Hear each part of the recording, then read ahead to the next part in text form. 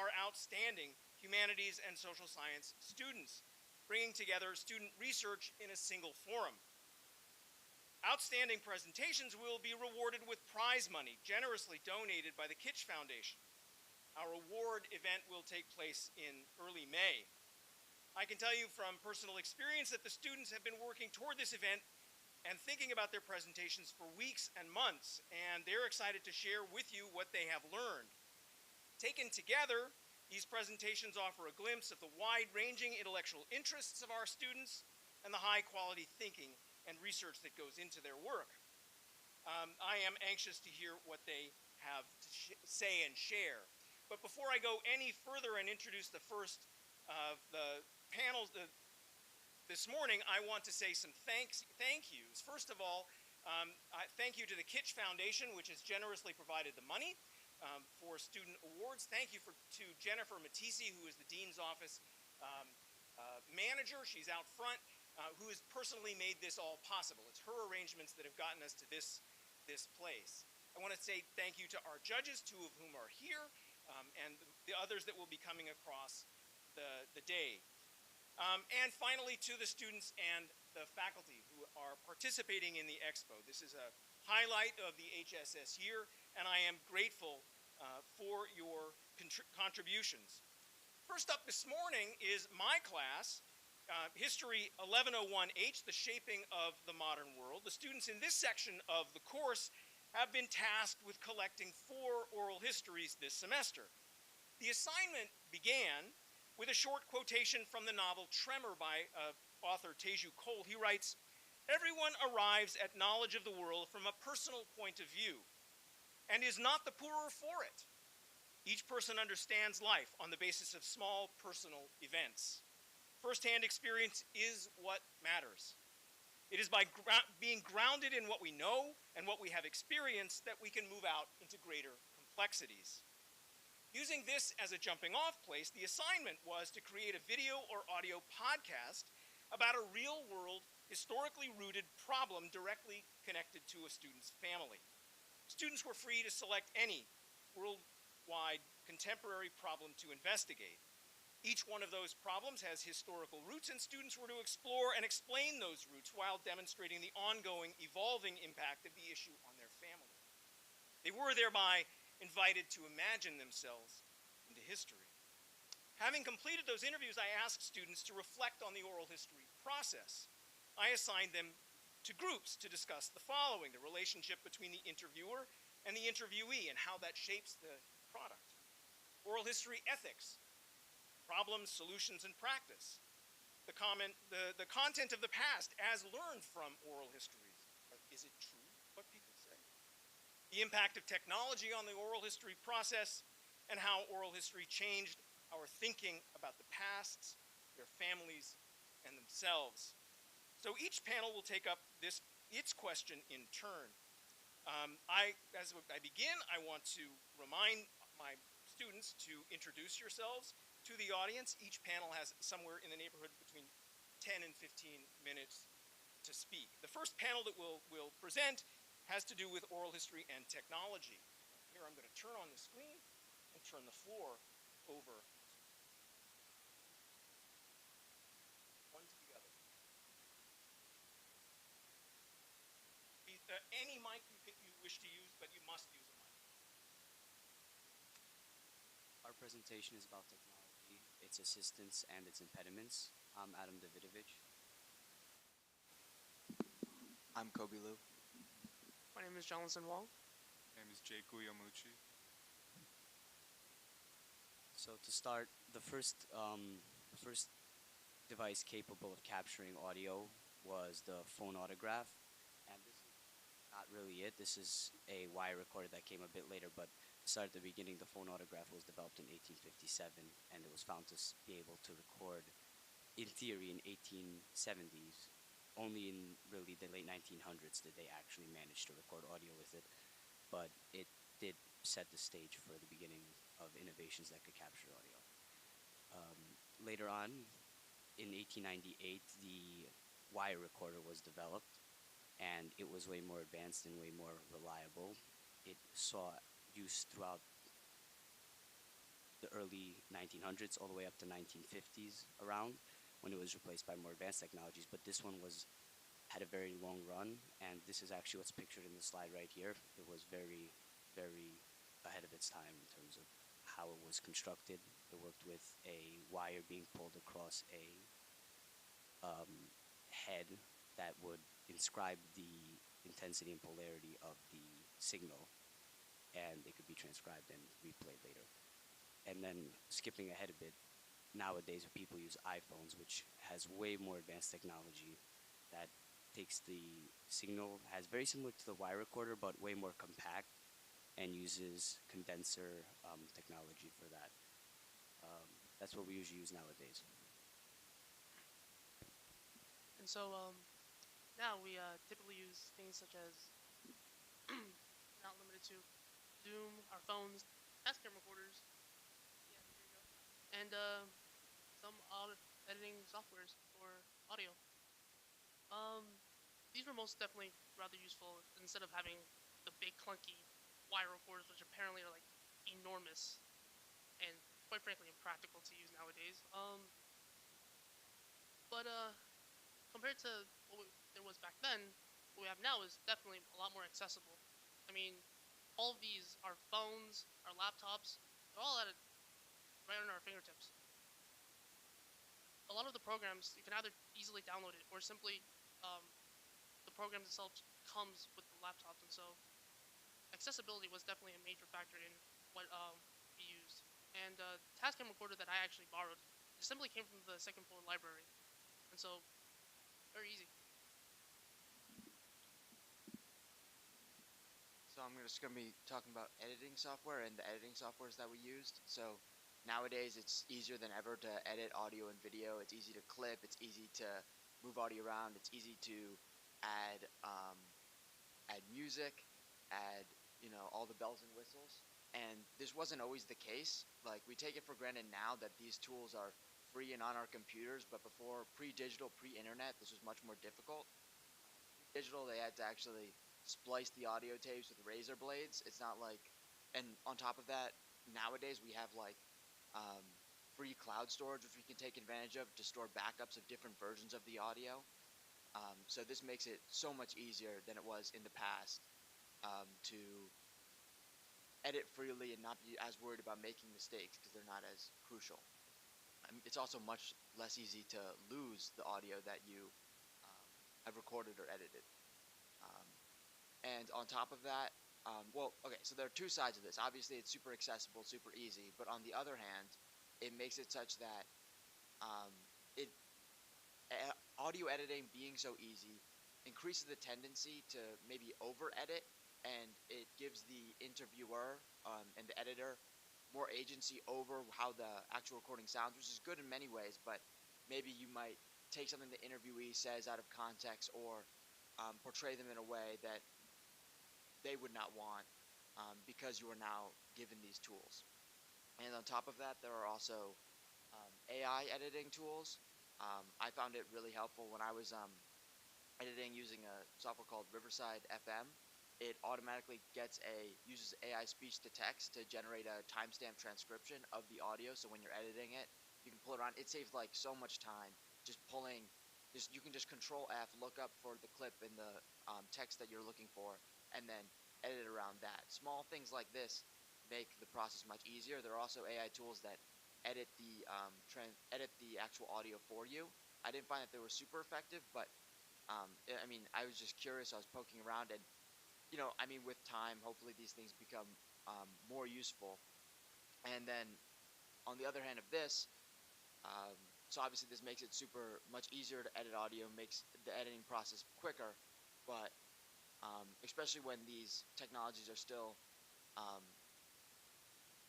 not at don't have like super high efficacy, you might use them, or you might have an over reliance on these technologies when doing it on your own is going to be much more effective. So I'm gonna hand it over to my friend over there. So translation softwares are still relatively new compared to everything else, and they cut out a literal middleman in the form of a translator. Because back in the day, people would have to actually find a translator between the languages, they would probably have to be compensated some way, shape, or form, and it would be a process. They're prone to mistakes, as any human is. And nowadays we have translation apps, and although they're not perfect, they're still in their infancy, and will probably get much, much better with time, to the point where you can instantly have the audio converted to a different language without even having to so much as blink an eye. And yeah, that's So even though the efficiency of our project was definitely increased, there were some minor setbacks. For one thing, sound quality isn't quite podcast level quality. The microphones on our phones and our laptops are not necessarily the best and not ideal for these sorts of things. But it's decent enough for the most part. Like you could definitely understand it. Some other uh issues were just simply the tediousness of editing. Like many of us actually have done this, are doing this for like the first time, and so it's pretty much a learning process on the splicing and clippings and all that sort. But also definitely it can be improved upon. Not to mention in terms of translations, as Adam already sorry, if as Adam already mentioned, translation apps are not necessarily the best, but of course, it's most definitely a tool that you can use on hand, and simply you can just fix whatever mistakes there were. And lastly, probably the most infuriating one, in my opinion, is the Wi-Fi issue. So in my experience personally, I did my um, I did my editing on Microsoft Clipchamp, which for some reason it requires Wi-Fi, and then I just so happened to do my editing during the earthquakes, and so once that happened, my Wi-Fi went out for a solid like half an hour. In the end, I lost all of the clippings. There was probably some way that I could have salvaged it, but at the time I didn't know. But at least I did it.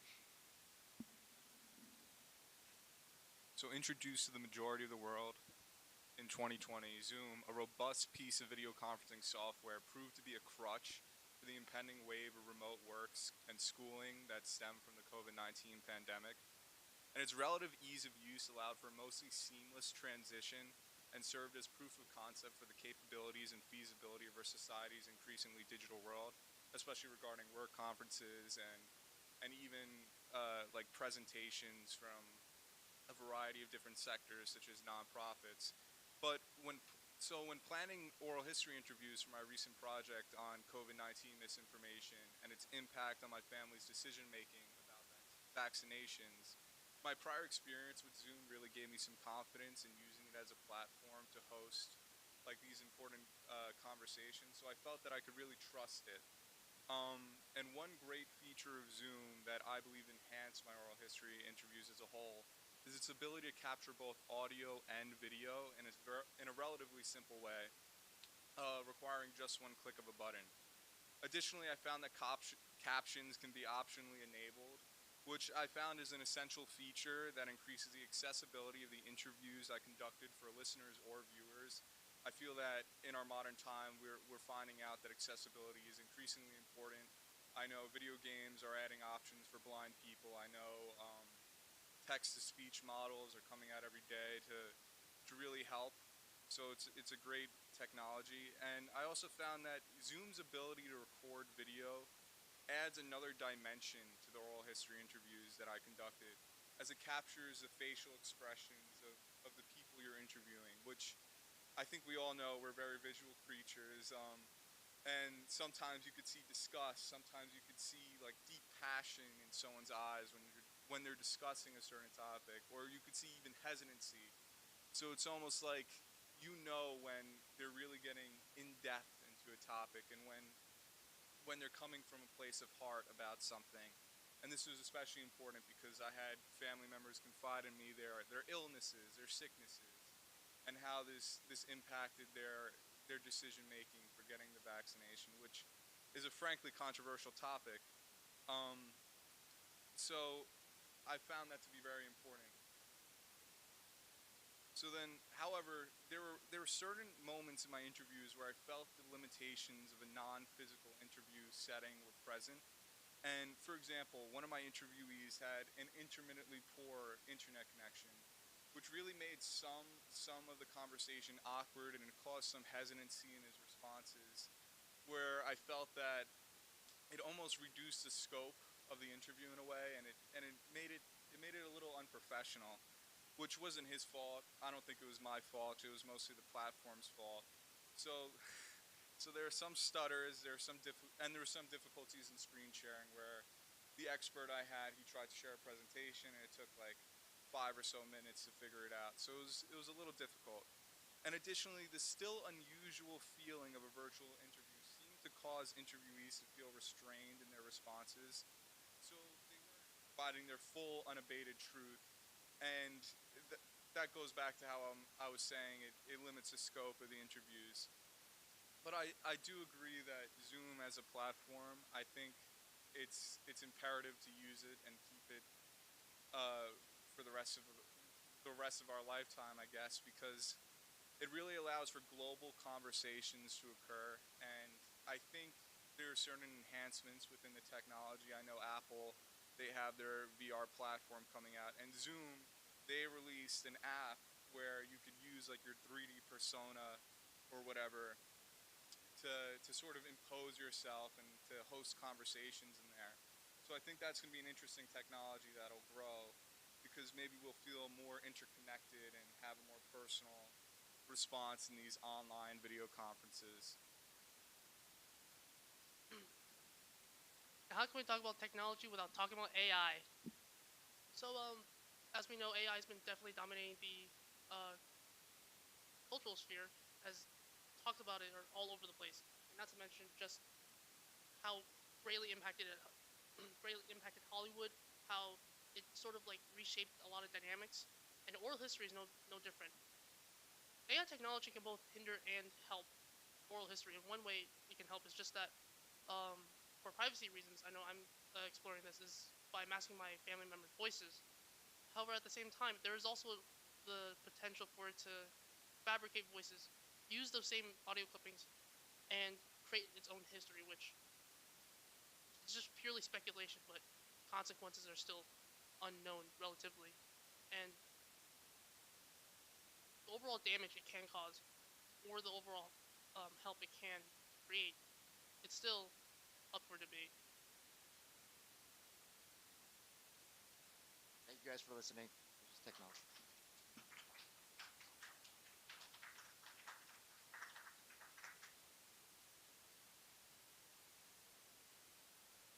All right. Thank you very much, gentlemen. Because I think we're still waiting on some group members, right? On at least one. I'm going to ask Lena's group on ethics to follow, if that's okay. Please, guys, once again, remember to introduce yourself. And do you guys have slides up here?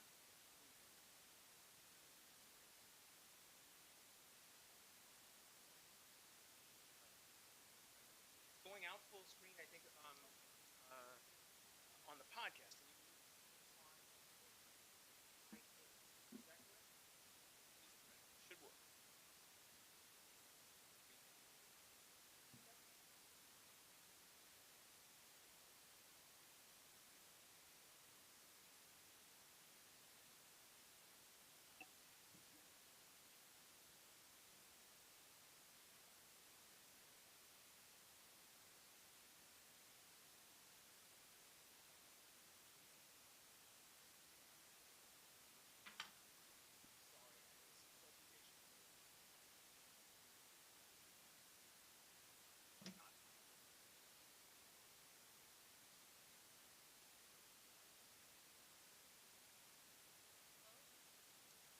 My name is Lena Maziwi, and our group is exploring the ethics of oral history. Hello, my name is Bianca Rolston. My name is Bianca Alvarez. My name is Yaya Elhad. So So, in order to understand the ethics of oral history, we have to know what oral history actually is. Oral history involves interviewing an informed and consenting interviewee or interviewee to gain insight on a topic or event through their experiences. The recordings of the oral history interview allows historians to get the qualitative information which may not be found in textbooks, written documents, photographs, and other archives. Oral history, unlike some other methods used to study history, involves conversing with a real person up front and gathering information from their memories and spoken words rather than lifeless letters from written documents or a still image from a photograph. Due to the personal and intimate nature of oral history, the practice is deeply concerned with ethics. How can oral historians pursue such an effective and important way of studying history while still using ethical practices? So these are some photos of oral history in practice, and you can see it's been going on for quite some time now. It's not a new practice. So that picture on the top left is a picture from the National Park Service. It's Park Ranger Rose Masters interviewing a Hiroshima survivor, Hisei Jinya Obana, in June 2017. The picture on the bottom left is from Sprechen Geschiedenis, which is a Dutch oral history foundation, but this picture is actually American. It is Jocelyn Desmore with a Blackfoot chief in 1916 using the phonograph, like the previous group said, to learn more about Native American culture. The bottom right is a picture from the Hampton University archive. So Hampton University is a historically black college. So this is a photo from their archives, I think before the college was established, of interviewing African Americans. And the top right is the Society of Architectural Historians of Great Britain. So this is an oral history of architectural historians and how their work is done. It's our job as oral historians to accurately gather and interpret the stories of peoples and get a complete picture of historical events that we've observed during history. To achieve that, I believe there are some practices that we should consider. Number one, we should diversify or select a wide range of interviewees. For that case, the main reason why that's important is because the more different stories we have about the same event, the more gaps in knowledge that we can fill out that were previously unknown about that historical event. Additionally, very self-explanatory, thorough research, because without it, we will have little to no ability to interpret the stories that are given by our interviewees. And also, I believe this is rather important. Practicing the art of active listening and also consultare, if I pronounce that correctly. So these skills basically allow you to pick up on small, intricate details that may give you entirely different perspective of the historical event that you're focusing on.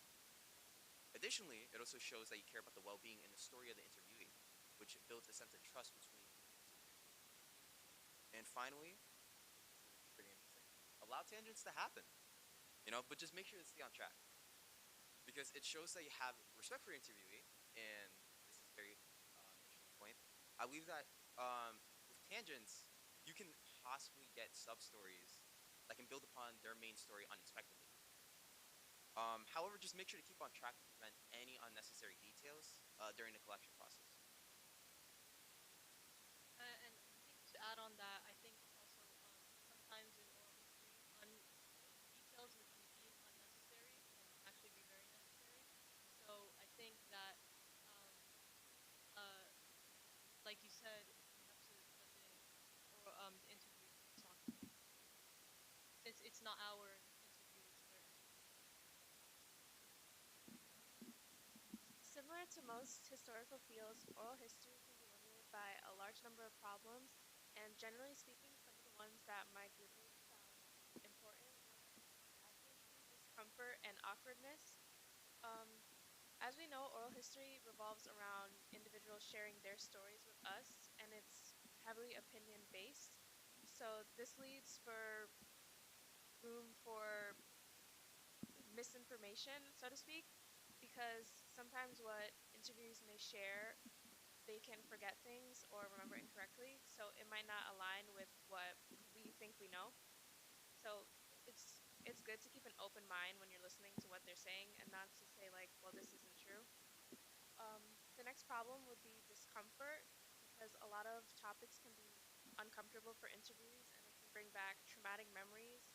And this can lead interviewees to share things that they're not comfortable sharing, and it can just make it an unpleasant experience for both parties. And the last problem we thought was important was awkwardness, and not so much in the sense of discomfort, but more so like an unfamiliarity, because for most of us, this is our first time doing interviews. We're more so used to being the interviewee.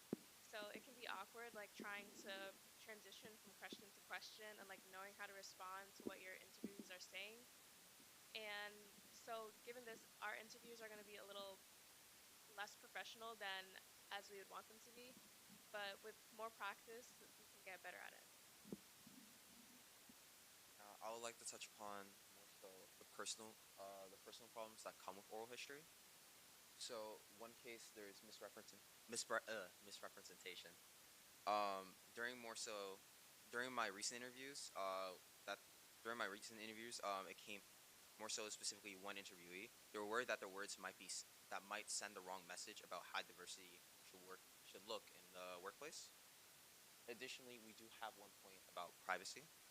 The problem with privacy came up for me when an interviewee was worried about conversations in the background of the room. They can be like overheard by the mic that they're speaking in. So they're worried that the possibility that we might pick up on certain conversations that we shouldn't be hearing about. And finally, there's danger, which also does somewhat tie back into the idea of privacy. For my case, the problem with danger came up for me when I was interviewing someone recently who gave their name through who gave their name, and they were worried about like how in certain areas they feel kind of like less safe to like provide like their name at all, because they feel that it would bring them in like a sense of risk.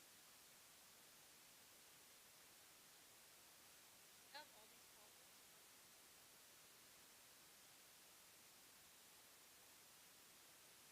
the potential danger oral history is not studying someone, and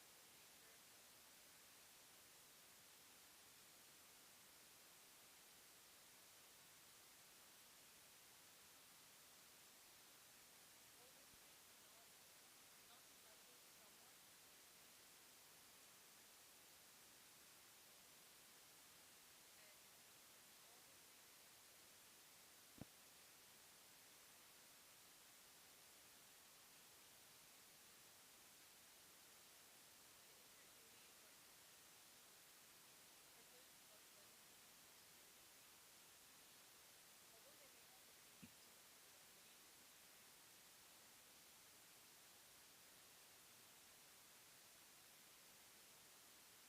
it still has privilege for you to learn. So you have to create a comfortable space, and a comfortable space can look different for every interviewee.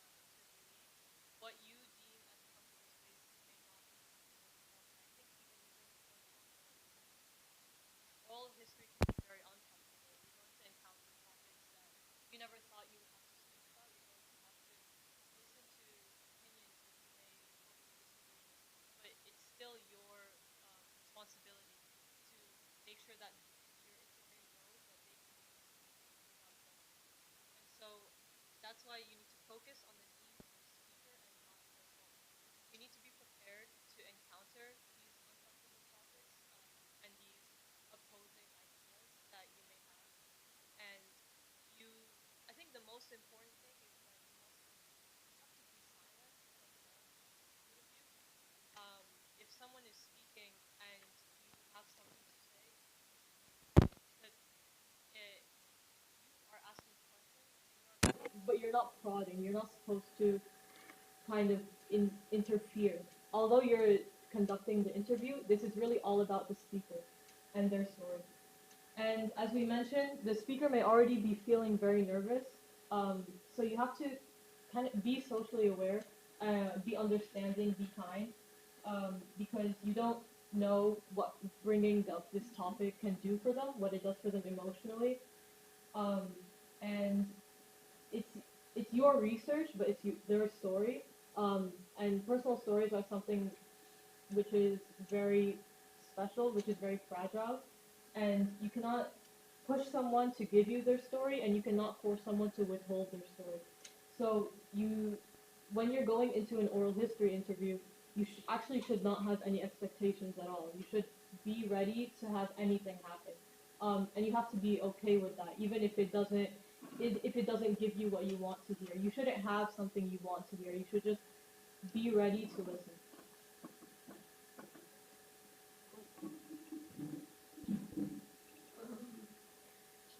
I'm gonna be honest and say when I was told I had to do an oral history project, I was first personally intimidated and frustrated considering working on something like this would be completely out of my comfort zone.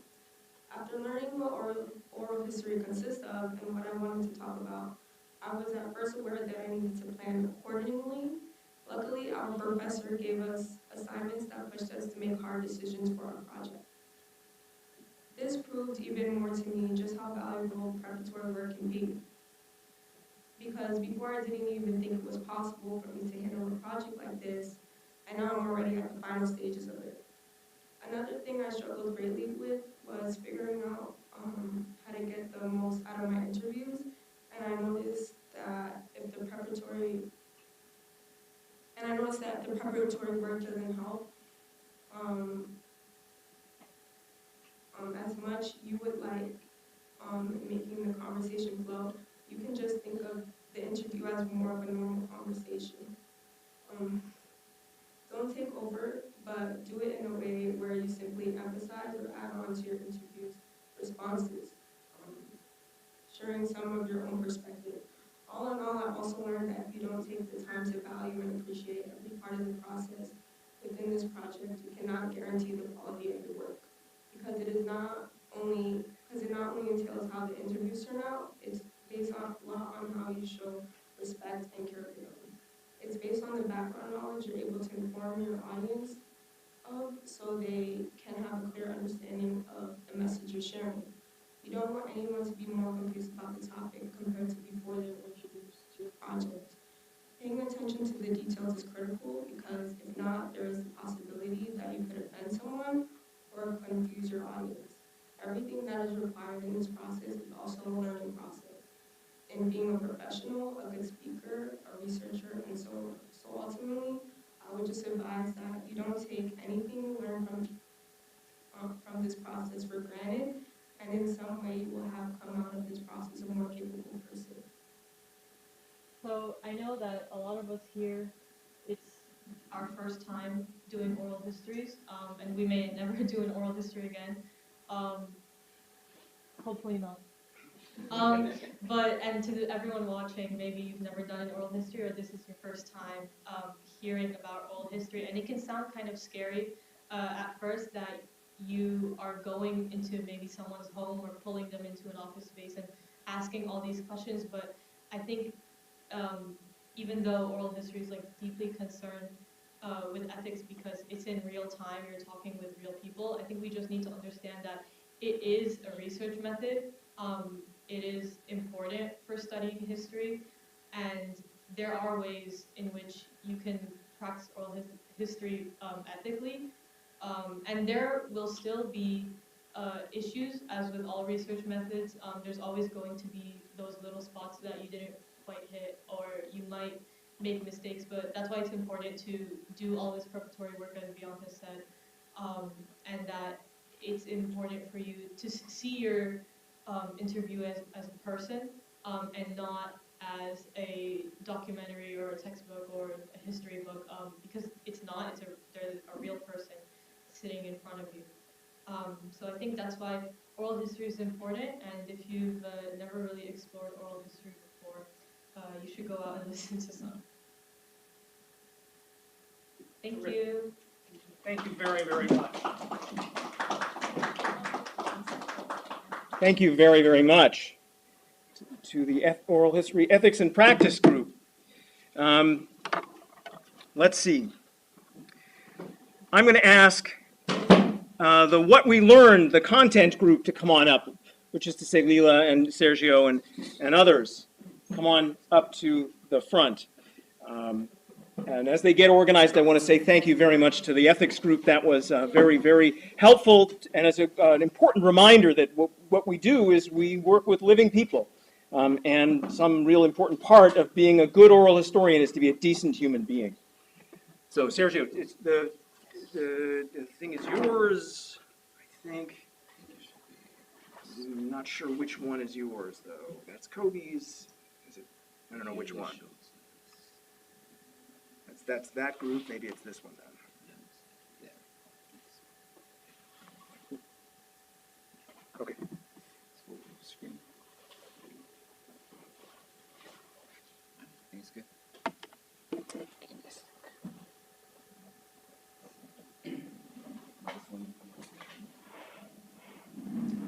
So, good afternoon, everyone. My name is Sergio León Hidalgo. My name is Joshua. My name is Vim. I'm Melissa Aragon. And our group was tasked with the question, what we learned, the contents of the past as learned in the oral histories. And I think a lot of what our group discussed was, interpreting this question, what does it really mean, right? How do we tackle it? Because a lot of us were just conducting interviews on different topics, but very similar ones too. And ultimately, we came to the conclusion that a lot of what was being asked of us was to explore what emotional aspects of history did we learn that we wouldn't necessarily learn in textbooks, right? What we learned that history textbooks don't teach us, There's a lot of history and a lot of what we're, exploring, but we don't really necessarily get to hear from people who experience things firsthand or from our families, really.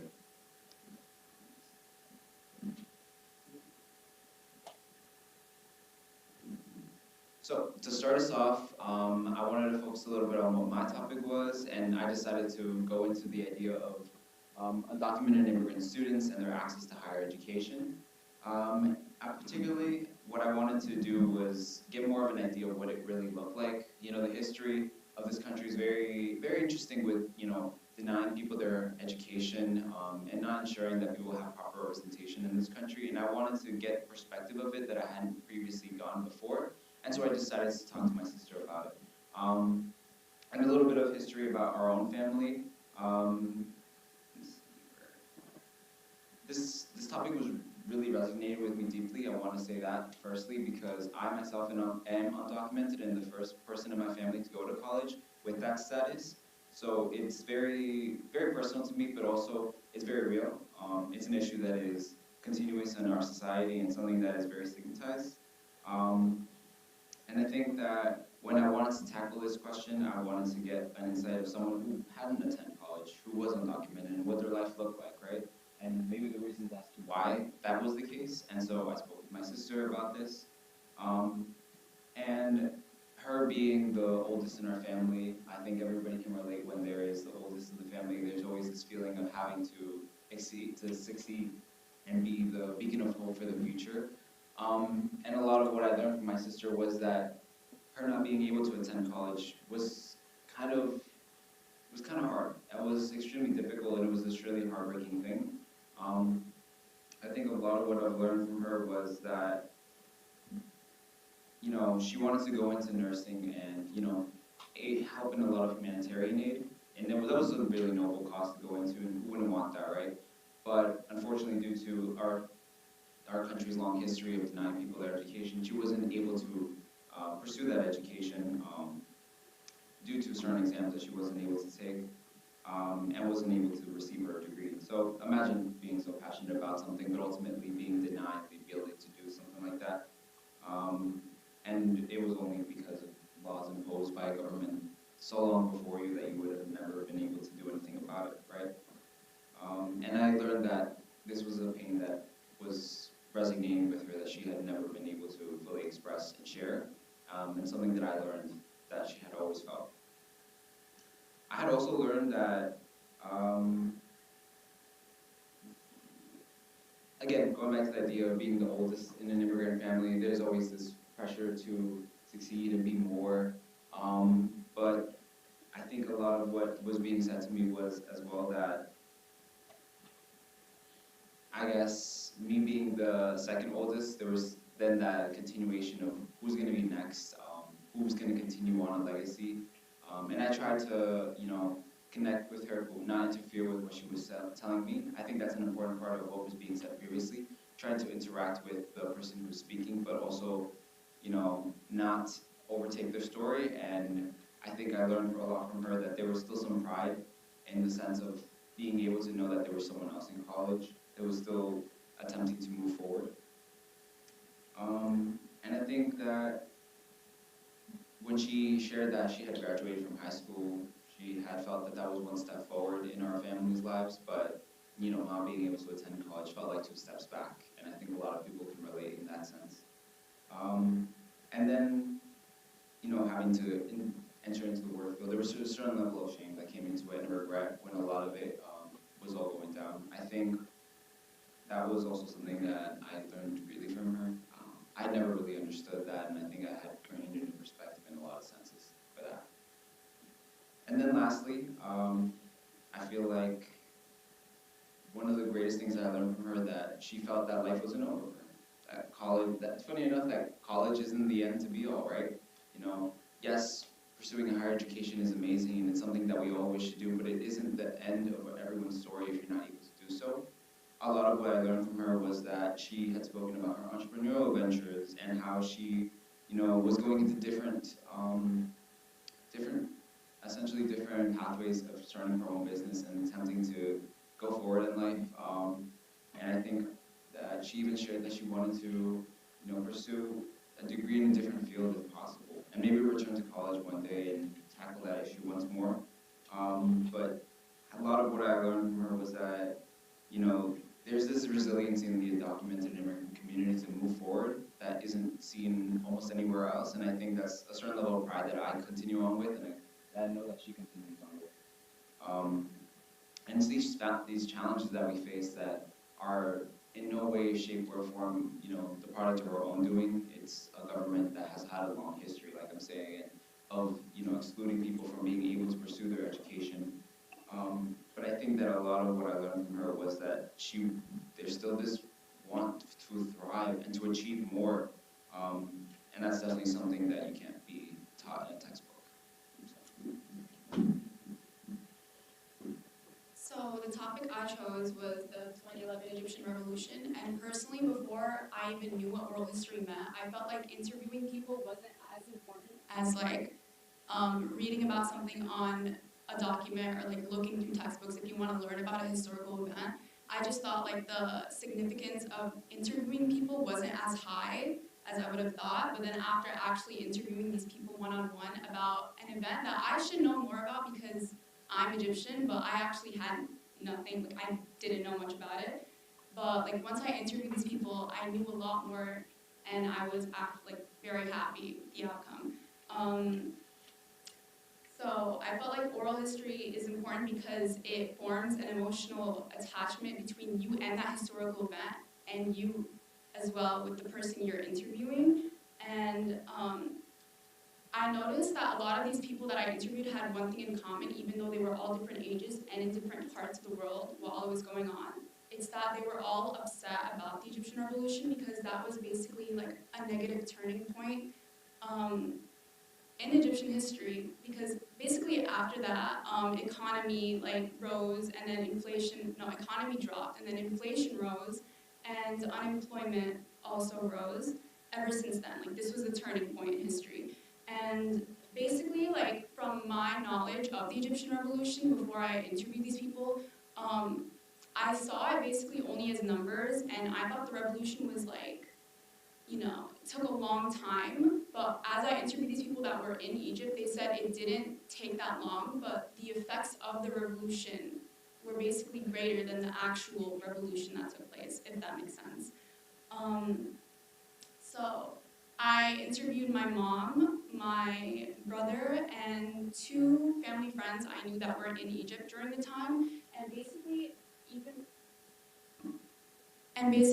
though my family, when they were in America, I felt like I could really, I wasn't the same age as them, obviously, so I felt like even when they were explaining these things to me, I can relate in a way, because I remember during the revolution, when it happened, I remember everyone around me was stressed, especially living in an Arab area. everyone around me was stressed. Basically, back then, because we didn't really have access to just call people internationally, we had to like go to grocery stores and buy like Boss Revolution cards.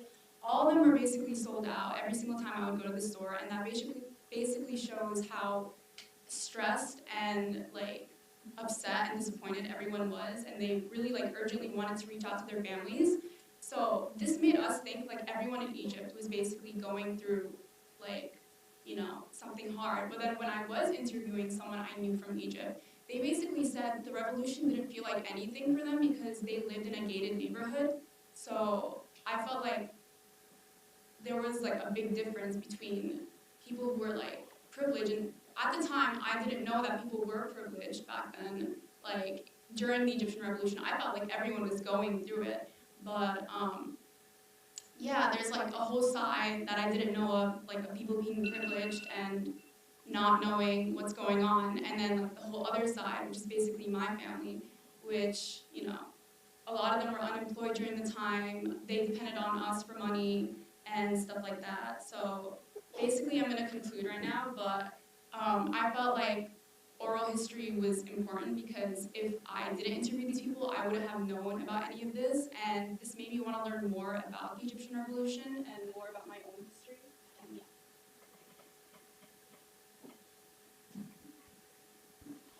Hi everyone, so for my digital history project, I focused on immigration. In particular, I wanted to look into the experiences of immigrants and the challenges faced at different parts in their life. I wanted to learn about the factors that brought them to the United States, their challenges upon arriving to the US, and their experience in their day-to-day life once they've settled down. I also wanted to learn about how they've navigated the legal system, particularly when it comes to naturalization. And so all of this information is stuff that I would not have been able to find through textbooks or other forms of data, which is where oral history came into play. I interviewed my mother, my father, and my aunt, all three whom immigrated to the US from Mexico in the late 80s, early 90s. In conducting these interviews, I was able to get an inside look into their experiences and the challenges that they encountered. What particularly stood out to me was the loneliness that my mother faced when she first arrived here, as she was the first in her family to arrive. She also didn't have the means to communicate with anyone from back home, as mom frequently would now. I was also able to note some similarities in their experiences, particularly in their outlook on their life here. All three of the interviewees did not really plan on staying in the US for long. For example, my mother only planned to stay here for a year, but ultimately that year became 30 years, and now she is more familiar with this country than her home country.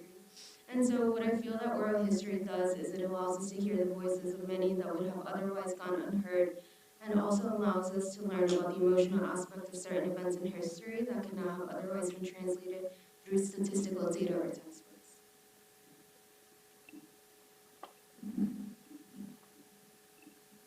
Alright, so I covered the general topic of immigration because my parents, they're from St. Vincent and Barbados, so like two Caribbean countries. I covered one of my professors who has like Jewish heritage and he's Irish as well. I covered my professor who like I currently have right now. Her name is Zora Saheed. So she's from what was it? I think it was Afghanistan. So I kind of got like different perspectives of like different religions as well because like in the Caribbean they kind of follow the religion of like Christ and Jesus, compared to like Afghanistan it's most like a Muslim or like Islamic state, I think. Like going off my head. So starting off, I said the trauma and hardship of the past determines how immigrants, now legalized citizens, approach the world. So starting off with my cousin, since she's from the West Indies and she came here like probably 30 something years ago, so her perspective towards like asked her about like the migrant crisis right now, and she kind of like in a way she was kind of cold to like answer that question because she kind of went through a process of like something called vetting, where like you're basically in a room with like a bunch of like older adults where like they ask you questions like before you enter the country, and it's kind of a process where like if you kind of mess up on some questions, they might even like hold you back into your old country. So it's kind of tough because like if you say something wrong, especially if you like have broken English like she did, you kind of ruin the work that that her mom, basically my aunt, did to basically get her to in the country. My next point was I learned why people feared out the Adams administration is letting on asylum seekers and domesticated Americans in the same vein of not balancing resources. So from like reading the news and like watching it, I've noticed that people who advocate for homeless people kind of feel that they're basically being left to rot and like they're left to the wayside in terms of basically you see them on the streets and they basically have no job compared to like I don't know, like this kind of like plan set up that as soon as like asylum seekers come into the country, they have like working papers. So it's kind of like people feel that the resources are not being balanced in terms of like who had like the original problem first in terms of homelessness, which basically has plagued like every state in America for like generations. So that's kind of like what I got from my interviewees. I also noticed that people believe that homelessness is as serious an issue as immigration, and people believe that political failure to address low confidence could determine the outcome of the upcoming mayoral and presidential election. So in terms of that, I kind of say that Eric Adams. Oh shit, my bad. No. Can I continue? Can I say real quick? Alright, so basically it's like from what I've learned it's like people believe that like staunch Democrats and like liberals kind of believe that economics is kind of like failing America. And my cousin she lives in Florida and it's a very conservative place where like, you know, they don't really tolerate like much over there compared to New York, and that's kinda like my final statement.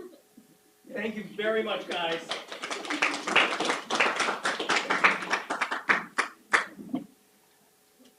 I need you to know two things. One is we're going to bring up the next group, and the next group will be your group here to talk about the relationship between the interviewer and the interviewee. And while they're setting up, I want you to know two things. One is I just gave a talk myself in New Orleans on Friday afternoon, right? I told you about that, right? I was nervous as I stood up in front of my colleagues and my peers to give my research. I know exactly what nerves feel like, number one. And number two, I talked too long, right? On Friday I did. And so I completely understand this too, and my panel chair said, Napoli, enough, right? So I understand this entirely. So please, ladies, take it away. Please introduce yourself. Hi, I'm Vicky Cavariti. I'm Judy Cotta. I'm Bella Lindsay. Hi, I'm Liz Berkowitz. I'm Lauren Mizrahi. Today, our group will be discussing the relationship between the narrator and the interviewer in an oral history interview. Through our own experiences conducting oral history interviews, we found that oral history interviews can both strengthen and weaken the relationship between the narrator and the interviewer. Personally, a factor that I found that may affect the relationship between the narrator and interviewer during an oral history interview are the ages of both the narrator and interviewer. Examples of ways an age gap may affect the interviewers through the creation of a generational gap, which can lead to a difference in perspectives. This can affect how comfortable both the narrator and even the interviewer feels, and can even affect what the narrator decides to share. Additionally, a difference in ages could cause for either the interviewer or the narrator to feel intimidated. Like, if the narrator is older, the interviewer may feel intimidated by the narrator, and if the interviewer is older, the narrator may feel intimidated by the interviewer and may not even be willing to share as much. While conducting 4 oral history interviews this semester, I had the opportunity to speak to 2 narrators who are my age and 2 narrators who are older. The range of ages of my interviewees allowed me to compare the differences in the relationships I formed with them as a result of their ages. While for some people, interviewing someone older may be easier and more comfortable, for me I felt like being younger than the narrator made the interview awkward and nerve-wracking. My first interview was with an older family member of mine that lives in a different country. Although I was comforted by the fact that the person being interviewed was a family member and not a stranger, I still felt like the interview was awkward and more formal than I imagined it would be as a result of our age gap. Even more so, I found that my second interview with the co-founder of an organization I was interested in was even more uncomfortable. I felt like the interview was extremely formal and that I had to carefully think about my choice of words because I felt like I had to impress the narrator since they were older. At some points, it felt really awkward because I spent too much time thinking and focusing on what I was going to say next. The age gap between these interviewees and I may have prevented our relationships from strengthening. I felt like I didn't really get to connect with them because the interview felt so formal. I think my connection with the narrators was affected by our different ages because I spent way too much time thinking about what I was going to say next and not enough time actually listening to the narrator. I didn't really get to feel the narrator's emotions and really hear their stories because I was so focused on something else. Even so, I was also able to conduct 2 interviews with friends who were around my age. These interviews actually felt more productive for me because they felt so casual. I learned so much about my friends and their stories I would not have learned if I had not conducted these interviews. Since both of these interviewees were my age, I didn't feel like there was any sort of power dynamic, and I didn't feel like I had to impress them. Because of this, I didn't feel the need to overthink about what I was going to say, and instead I was actually able to focus on what my narrators were saying and what they were trying to tell me. I felt that this actually strengthened my relationship with my friends because I was better able to learn and understand how they were feeling and the stories they've experienced. Interviewing someone my age made me comfortable and not as nervous because it felt more like a casual conversation rather than a formal interview. It allowed me to really listen and feel a greater connection with them because I started to feel the way they felt. Unfortunately, I was not able to interview someone who was younger than me, but after reflecting on my experience interviewing someone older and someone my age, I do wonder how interviewing someone younger would influence the relationship formed between me and the narrator. I wonder if it would feel weird because I was older and there would still be some sort of power dynamic, or if it would feel normal, similar to my friends with to my interview with my friend. So, as I've been exploring and experimenting with oral history these last few months, I noticed a difference in conversation dynamic between the interviewee and I, and that was depending on the relationship I had with them prior to the interview. So, for example, when the interviewer is a family member or friend of the narrator, there may be a pre-existing level of trust and familiarity. That could lead to more open and candid responses from the narrator, which is a great thing, and they'll feel more comfortable sharing their personal stories and experiences. Then the interviewer will be able to collect more information at an accurate level. On the other hand, though, the familiarity with the interviewer might be awkward and make the narrator less likely to share specific details and intimate information with them. They might feel it's too personal to tell someone that's a constant in their life and wouldn't want them walking around knowing all this personal stuff again. Personally, most of my interviews were family members or friends of mine, and it made the conversation easy, casual, and comfortable. Um, I felt that I was able to speak with them the way I do every day, and I learned a lot that I didn't know about them from before. Another example would be interviewing someone that you don't know. This could help you stay unbiased and neutral. It's good because you're less likely to bring your personal feelings and opinions into the way you interpret their stories because you don't have any between both of you beforehand. So having a professional distance could be helpful to make sure your oral history is fair and accurate as possible.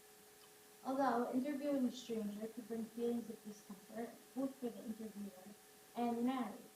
The discomfort might make it challenging to establish the trust and open communication. It might be awkward, and in these cases, to avoid that, it's important for the interviewer to establish strategies to create comfort and support in the environment between the conversation.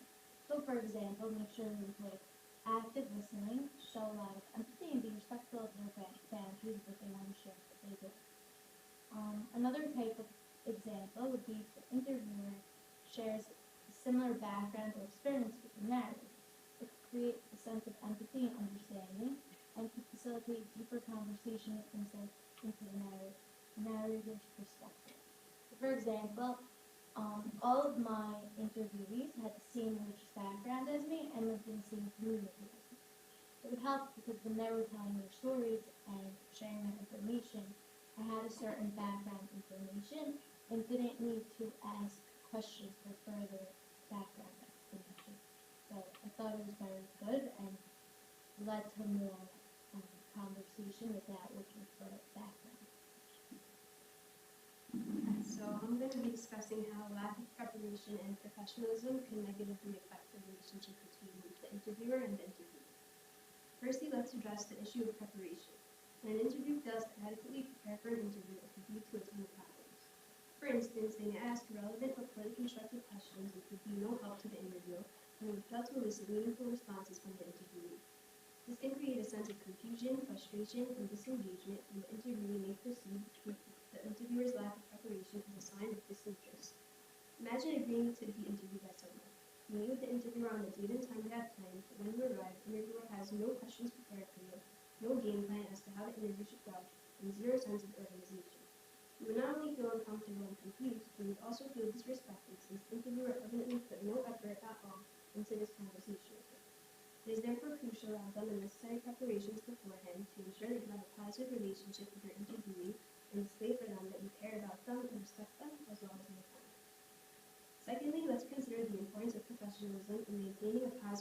relationship between the interviewer and interviewee. Professionalism encompasses a wide range of behaviors, including punctuality, attire, and demeanor, such as when either the interviewer or interviewee demonstrates unprofessional behavior, such as arriving late to the interview or dressing inappropriately, it can disrupt the foundation of mutual respect and trust upon which the interview relationship is built.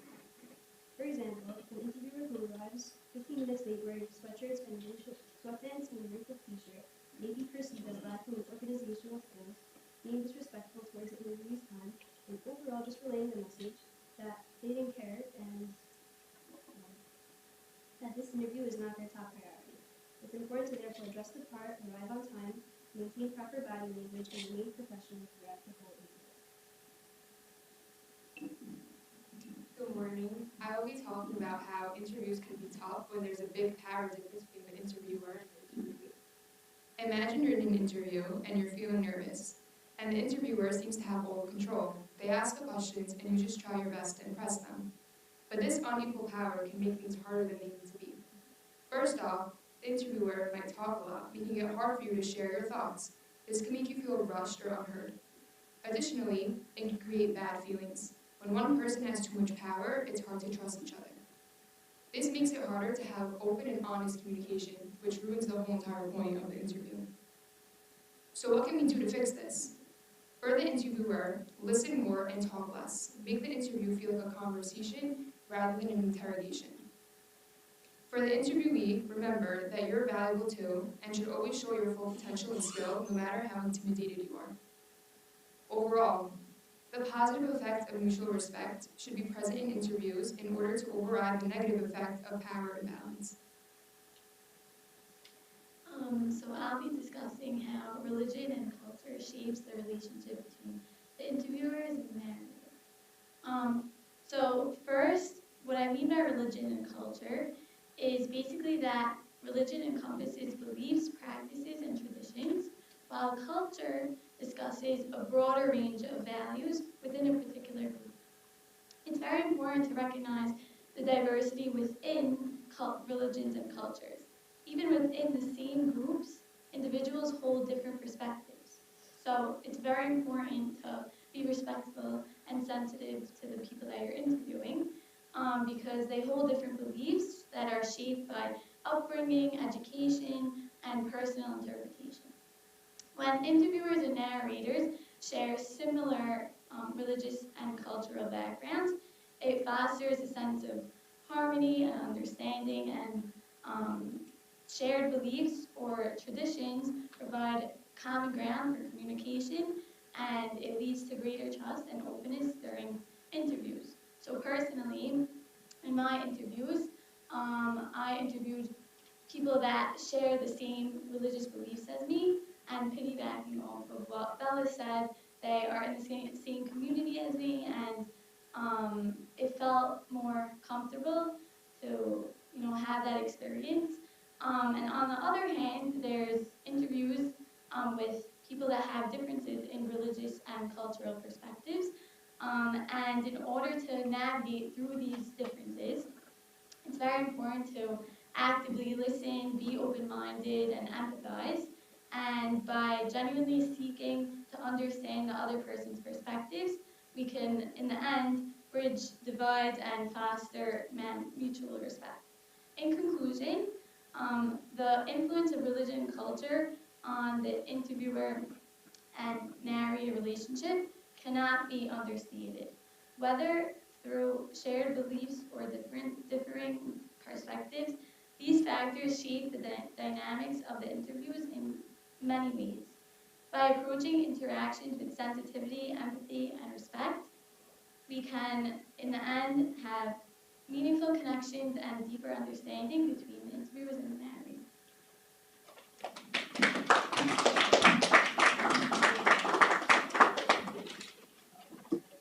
Oh, come on.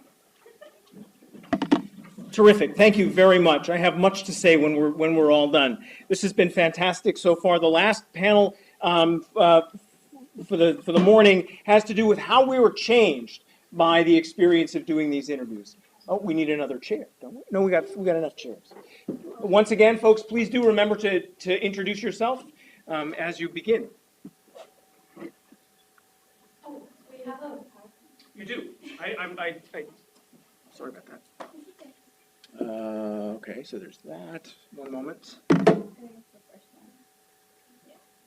And the clicker is where? Somebody's got the clicker? There it is. Okay. And let me do this to the. Okay, hi, my name is Alana. I'm Gabriella. I'm trying to get. I'm Paishu. I'm Fatima. I'm Layla. So our question was how oral history changed our thinking about the past, our families, and ourselves.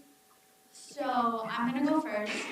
So I talked about how I feel like many of us come from like we're either first generation or second generation. Like many of our families came from all over the country, and many of us don't know why, like the exact reason our families decided to come to America. And I believe that by doing these oral history interviews, we're able to get a better understanding of why our families left like their home countries and what opportunities were given here that weren't given in like our home country. So for example, like my family came from Ukraine because they just thought that in Ukraine they didn't have as many like opportunities as they would in America. And like I have a photo of my family like in 1979, like in this parade where they were like celebrating like independent workers because they knew that they wouldn't have these type of opportunities.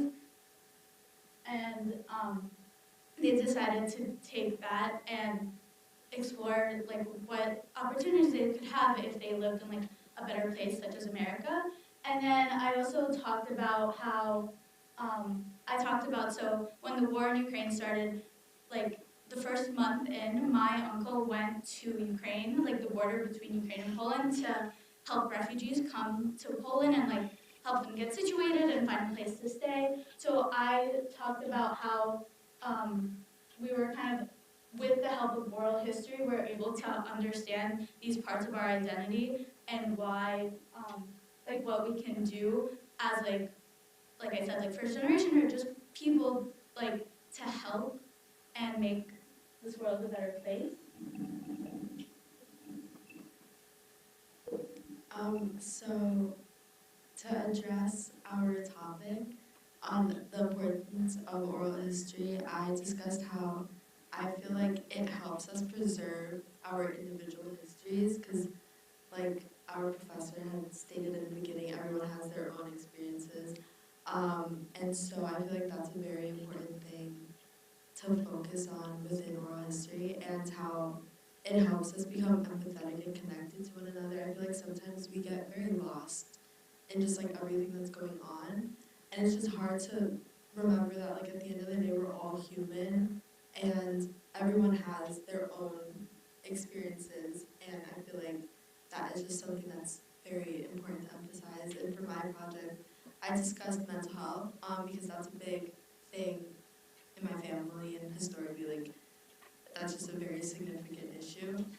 And so I feel like I learned so much about my family that I would have never learned otherwise, especially because in Hispanic culture, I don't know for everyone, but like at least in my family, like it's very frowned upon to be vulnerable, and like mental health is not like a thing in a lot of Hispanic cultures. And so I think that this was a great opportunity to be vulnerable with people that I see every day that I would not have been vulnerable with, and they wouldn't have trusted me otherwise if it wasn't for this history project. Hi, my name is Layla, and I'm Arab, and I'm from Middle Eastern descent, and I want to say that like oral history kind of beats the propaganda that you're always seeing on the news. So like as someone who's Arab, I'm always seeing like horrible things that are said on the news, but I feel like as you watch interviews of like individuals, you kind of like relate to them on an emotional level where you don't really understand that in the news. Especially like I'm always very politically involved and I'm constantly watching the news, reading articles, and I'm always like hearing crazy things, and then once you like understand someone's individual experience, it adds a lot that you kind of didn't understand. And I wanted to choose a topic that I felt like was really relevant to today's world, and I feel like this is a perfect example of oral history being really relevant to like history is being made. So I chose this guy. His name is Motaz Aziza, and basically he's a journalist in Palestine, and he documents his whole journey. I'm sorry. He documents his whole journey living in Gaza, and like based on what you would read online and what you would see on his page and his interviews, you would definitely see like two very different stories. And I just feel like that just gives us a better understanding of like someone's personal experience, and it just like it relates better to the situation as a whole. Hello, my name is Fatima Shirazi. For my oral history project, I'm examining the experience of remote learning during COVID for students and teachers alike during the pandemic. One of my interviewees was a girl who discussed with me how her younger brother has autism and the difficulties she experienced focusing in a remote setting, challenges of not having a strong relationship between student and teacher, and simply just joining Zoom meetings. By listening to my interviewee, it has allowed me to reflect not only of my relationship with the past and what it means to me in the present, but also to engage in self-reflection, how I took for granted of how the immediate solution of the pandemic in relation to public schools benefited neurotypical students. I do not think I would have self-reflected this without conversing with my interviewee. Consequently, oral history begins in our homes, in our families, and friends and communities. Even if the issues being discussed may not lead one to inspire change in policymaking or any other forms, as for many of us are simply doing this a class project, I do believe in engaging in oral history, even about like these small experiences could inspire compassion with their community and self-reflection of ourselves, and that can make all the difference.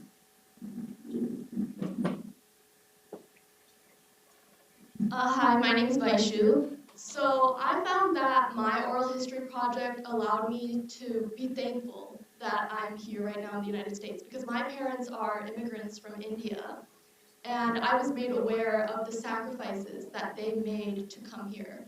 Could you move to the next slide, please?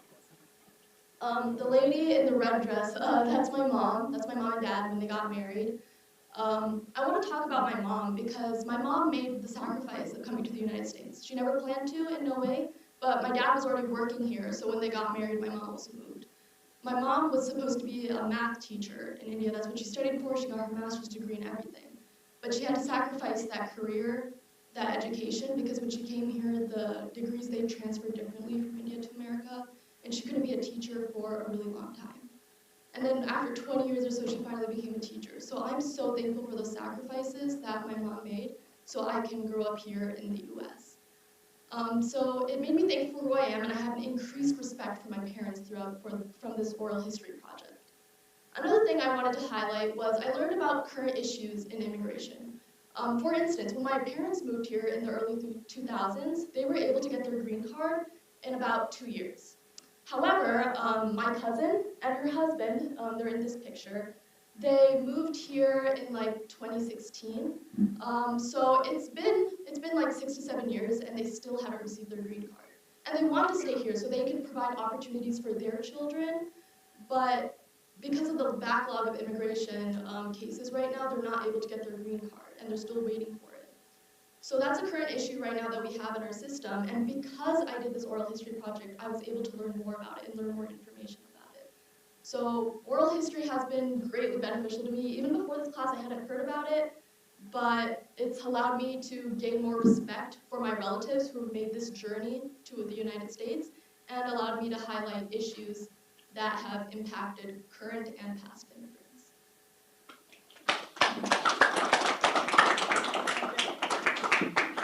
I want to say thank you very much to my class. Well, I know a couple of you guys have got a duck, but I want to give half a second to Steve Gracia from Scholarships and give him your attention if you've got a second. Hi, everyone. Just 1 minute. I just wanted, since you're all here doing this amazing humanities research, I wanted to let you know about 2 upcoming scholarship opportunities for those who want to do research in the humanities and go to grad school and do research in the humanities. There's the Humanities Scholarship that we're going to start looking for applicants next year. It gives you up to $35,000 for grad school. There's no geographic restriction on it. You just have to be doing something creative or research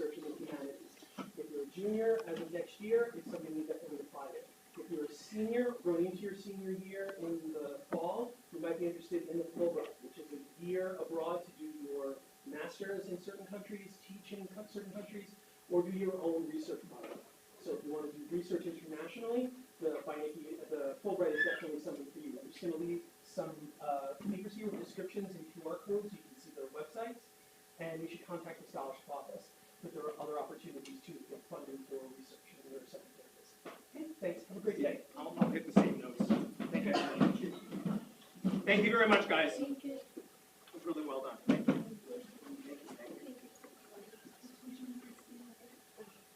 Yeah, me too. Oh, no, you definitely got it.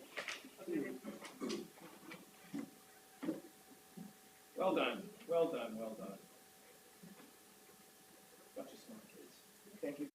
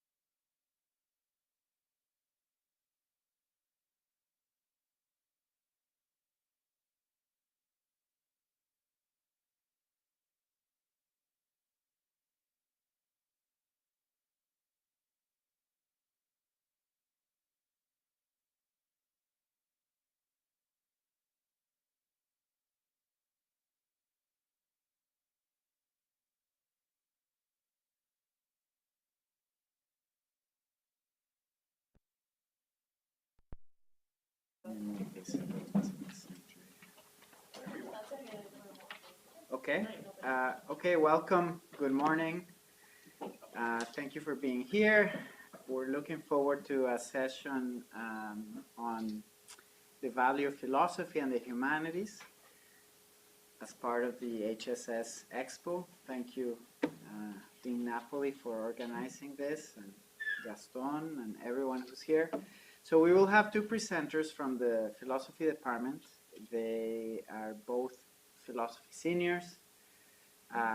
Francesca Salter will present first, I believe, and then Nicole Sosowski. Francesca is a philosophy senior, as I said. She is also a film minor. She'll be graduating at the end of the semester, and her hope is to pursue a career in film, and so she will be one of the long list of acclaimed filmmakers and people in the film industry who are philosophers. There are many. And then Nicole Sosowski will be presenting second. She's also a philosophy major. She's interested in a career in law, and specifically, hopefully, in family law. But she's also interested in marketing and hopes to also pursue or work in her own marketing enterprise, her own initiatives. So thank you, Francesca and Nicole. And I guess we'll go first with Francesca, then with Nicole, and then we can have questions, I think, for both. Okay. Thank you. Should she sit? Wherever you're most Okay.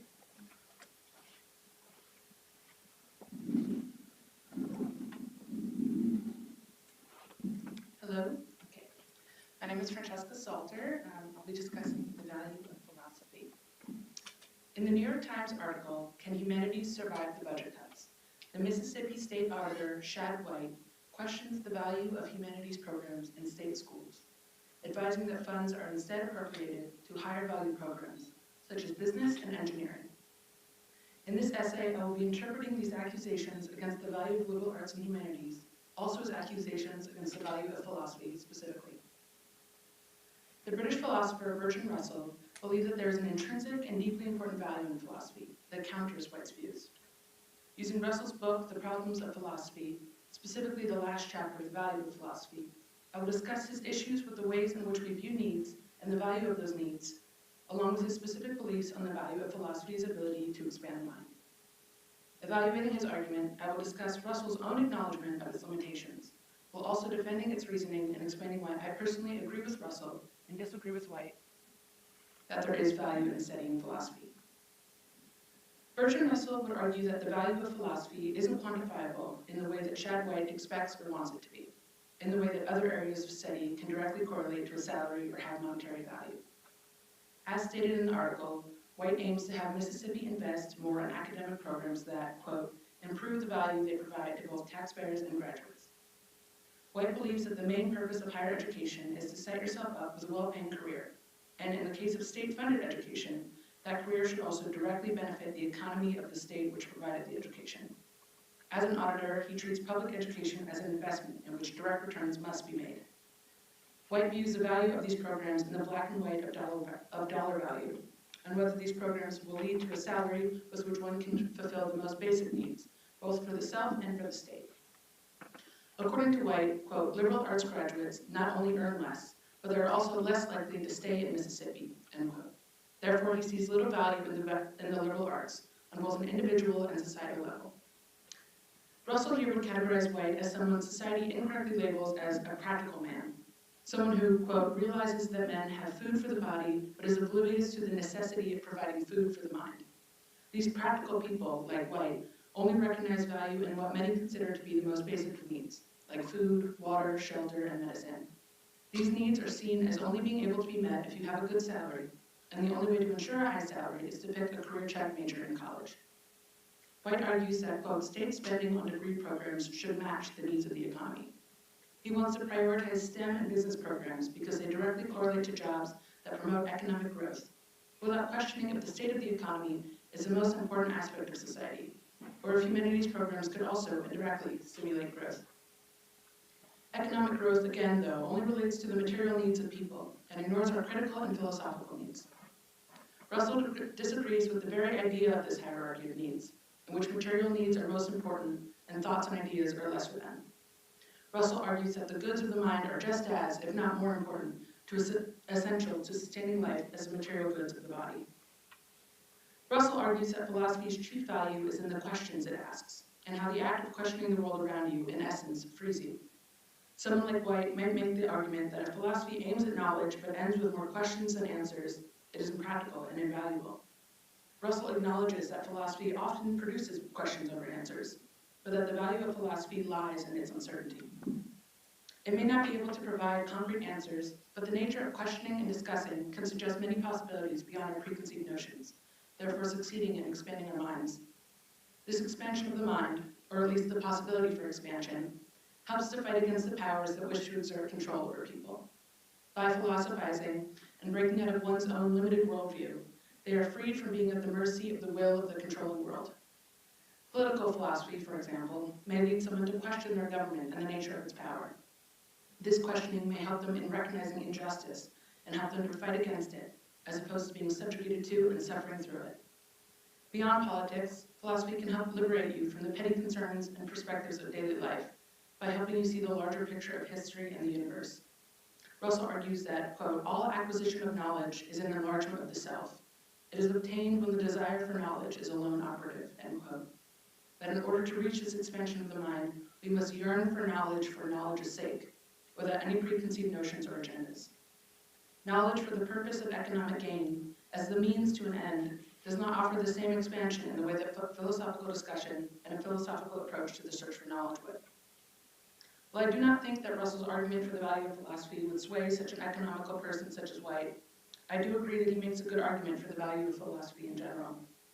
Unfortunately, I think universities, both public and private, are focused far too much on making money and stimulating the economy than on actually engaging students and helping create critical thinkers for the betterment of the future of society. For practical people like White, who are focused on material goods of the body and ignore the necessity of the goods of the mind, Russell acknowledged the disconnect of his argument. He was aware that, quote, only those who are not indifferent to these goods of the mind can be persuaded that the study of philosophy is not a waste of time. Russell himself, in making his argument, understood that those who cannot see the value in questioning and critical thinking cannot be persuaded that philosophy is value. I do not fully agree with this statement. I think that people who do not initially understand the value of stimulating and expanding the mind have the capability to learn and understand its value, though it may be difficult and infrequent. Although Russell's argument most likely would not convince a state auditor or the financial department of a college or university, I think it holds weight with the general population, especially young people entering or already attending university. Many students yearn for more liberal arts education and see the value in feeding the goods of the mind, fighting back against these budget cuts made by those like White. When Gettysburg College shut down the school magazine, the Gettysburg Review, due to claims that it wasn't serving the core mission of the college, the editors questioned, quote, what is the core mission? I thought this was a liberal arts institution. These students understand Russell's argument and the value of humanities and philosophies, but are up against practical people who control the financials and don't understand Russell's argument. I personally chose to major in philosophy because I did not know what I wanted to do with my life and my career, but I knew what interested and compelled me, and what pushed me intellectually. As Jeffrey Cohen, the Dean of Humanities at Arizona State University, argued, students are living in a time when the career that they've trained for is not likely to be the career that they're going to be following 10 years later, and that an education in humanities allows them to be nimble, opening the career field. The fact that a philosophy degree could be useful in several different fields and areas made it amenable to me. In this sense, I believe a philosophy degree does have economic value, despite White's claims. The main tools I've learned, and am currently learning, while studying philosophy, are critical thinking skills, and learning how to question my previously held truths. These are invaluable tools that help you to become a more empathetic person and a better member of society, as well as to help you develop your problem-solving capabilities and writing skills, which again are applicable to many jobs. White questioned the methods of humanities and liberal arts teachings, asking if we are using taxpayer money to fund programs that teach the professor's ideology and not just a set of skills on how to approach the problems of the world. He accuses humanities professors of pushing their own ideologies and agendas, which very likely has to do with the fact that many liberal arts professors are liberal, and he and his state are conservative. In fact, according to the article, quote, many courses on the endangered list are also dissonant with the expanding conservative political agenda. Degrees on the chopping block include critical race and ethnic studies, social justice studies, and women's gender and sexuality studies. Perhaps then it is the specific ideologies that White takes issue with, and not the idea of pushing beliefs on other people in and of itself.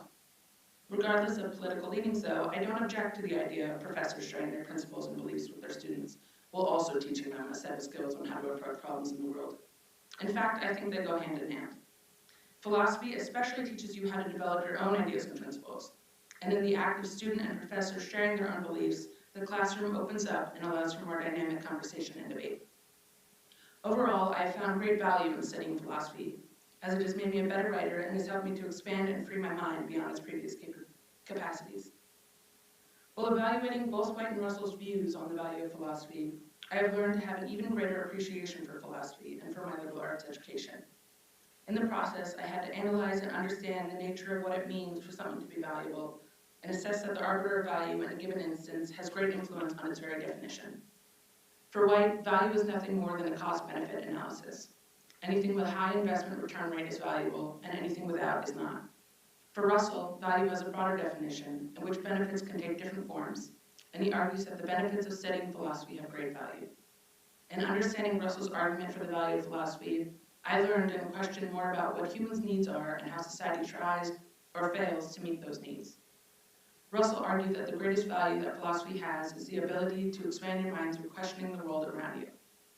This essay is proof of Russell's argument, as through the act of preparing and writing it, my mind has expanded by questioning the nature of value itself. Thank you.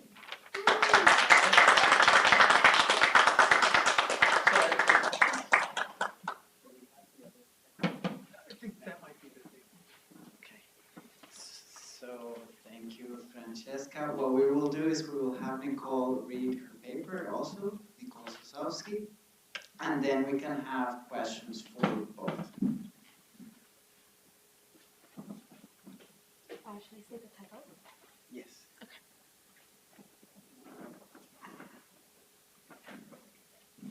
Hi, my name is Nicole Zazowski, and I will be reading my paper, Humanities Beyond Profit.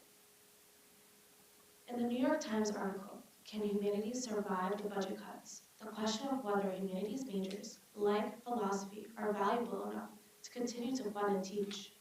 The article illustrates an exchange of views from different sides of the debate, including one from Republican Mississippi State Auditor Shad White. White proposes that universities should focus more on profitable majors that can lead to an expansion of financially driven career opportunities. Many, like philosopher Bertrand Russell, would disagree with White by expressing that other degrees than the ones considered to be practical can be just beneficial for individuals. Russell believes that we need intellectual education to feed our minds just as much as we need practical education that would benefit us economically. There's a different type of value when it comes to studying for personal reasons rather than monetary ones, as we need these intellectual studies to further ask questions and make inferences on topics we would not in our daily lives. With regard to universities defunding their humanities programs, there's an ongoing debate on whether the continuation of these programs are worth it overall. Many, similar to White, seem to argue that it is unnecessary to give funding to those programs that do not command a high-paying salary and state that a degree is worthless if you're not able to profit from it. Based on the ideas in the New York Times article, quote, "It's not true that all students want from a college is the job," he said. "They are hungry for an education that transforms them, an education that addresses their entire selves, not just a bank account," end quote. But that argument seems to falter almost everywhere. While this may be a fickle argument, I believe Russell would argue by saying that learning intellectual subjects, including philosophy, is not necessarily supposed to be valuable in a profitable sense. but it is valuable on a personal level. To further explain Russell's argument, quote, if all men were well off, if poverty and disease had been reduced to their lowest possible point, there would still remain much to be done to produce a valuable society, and an even existing world of goods of the mind are at least as important as the goods of the body. It is exclusively among the goods of the mind that the value of philosophy is to be found, and only those who are not indifferent to these goods can be persuaded that the study of philosophy is not a waste of time. To Russell, everything we strive for, to learn and work towards does not have to abide by the career aspect of our lives, and instead we can make room to value our personal intellectual studies. If we only focus solely on the practical education such as business and engineering with ideas, then we should lose the skill to feed our minds. Intellectually with ideas, we would not think to ask or create by only studying practical skills. Humanities degrees also allow room for nuanced and complex discussions on topics in history that we should not ignore and instead continue to revive. For Russell, obtaining knowledge through abstract discussions and contemplation that would not be provided in daily life is liberating. From being philosophical, we gain the freedom of asking questions that are meaningful to us personally, and this is what Russell considers to feed our minds.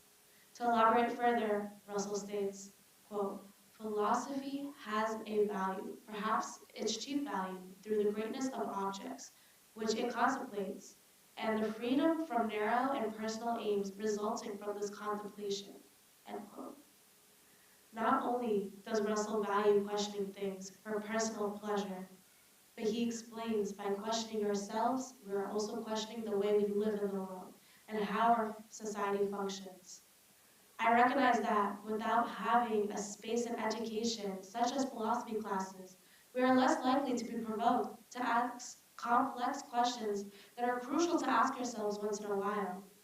Without the want to question our place in society, we can become more blind and constricted to the world around us. Like Russell, I believe that contemplation grants us more freedom, since we would be more aware of how we navigate in the world. We would be less susceptible to being constricted in our current circumstances when we would be able to recognize the reality of the truth around us. We would gain the ability to be more aware and take action if certain concepts or principles do not align with our societal or personal truth. Not only do I abide by Russell and the numerous people who have voiced against the funding social science and humanities programs, I find the careerist view of what you should strive to learn in a higher education has to benefit you financially first and personally second is a byproduct of the late capitalist mindset that is storming our society currently. What sparked this perception of mine was when the New York Times article pointed out, quote, the shift has been happening over decades. In 1970, education and combined social sciences and history degrees were the most popular majors according to federal statistics, end quote. Naturally, humanities and social science degrees were more popular back then since society was less focused on what makes you richest and instead valued education for its core reason, which was the want to educate oneself. My question is, when did getting an education become valuable only when you make a large sum of money from it? Why does New Age society tend to look down upon or laugh at those whose main proposition in life is not to learn for monetary reasons, instead are drawn to a more gratified intellectual education where you would want to get a degree in something you may be passionate about? Ideologies such as these disrupt multiplex conversations on political, ethical, and social issues that impact how the future generations of this country rule on policies and laws being put in place. Having discussions about a reality is critical to our survival as a stable society. As identified by the New York Times article, many, quote, many courses on the endangered list are also dissonant with the expanding conservative political agenda, and many public universities are loath to invite further scrutiny of their already stagnant state subsidies, end quote. Not only is it defective to put a monetary value on education, but defunding these programs can do harm socially, as we would not have much access to educate students on human rights topics such as LGBTQ plus history, women's rights issues, and critical race theory. Without allowing students to get these specific humanities and social science degrees, or even grant the right to take one of the classes of these subjects, we're limiting important discussions that need to be had in classroom settings.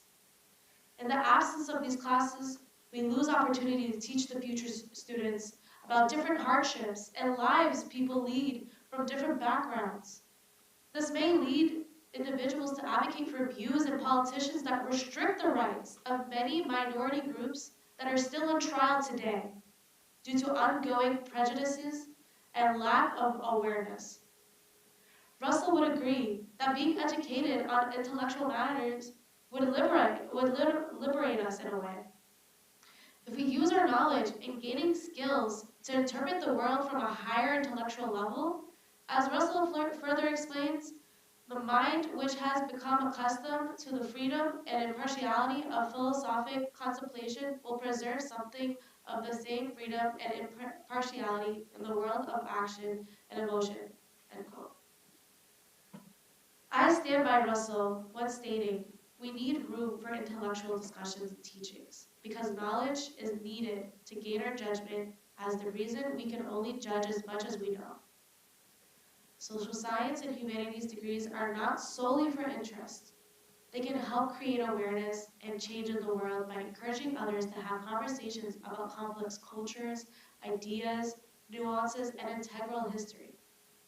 Those who get these degrees usually go into social work, public policy, law, education, nonprofit organization, and so on. Individuals that go into these type of work would greatly benefit from a social science or humanities degree for the reason that they can use the knowledge that they have gained from learning LGBTQ plus psychology or women's rights history to identify issues better, to create a voice and change. For years, it has been debated whether humanities degrees, including philosophy, should be defunded or even fully eliminated from universities. Many universities have already started to cut funds from these programs, and many individuals, like Shad White, are all for it. White's main argument for defunding these programs is that there's no economic value for the person receiving the degree and in the world overall.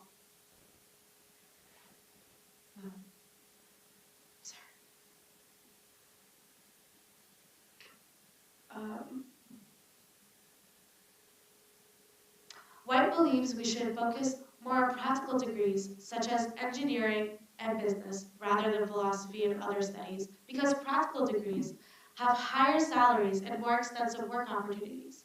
As I agree to what Russell's counter-argument would be, pursuing a degree does not have the sole purpose of financial gain, but instead these degrees provide more of an intellectual exploration that is needed for personal gain.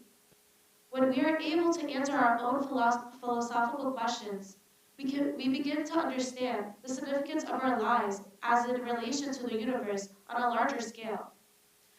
There is a value in having complex conversations as it creates more awareness in individuals that aspire to work in social and political jobs, just as well in our daily lives. A space where we can gain perspective of others is a space needed in order to survive. You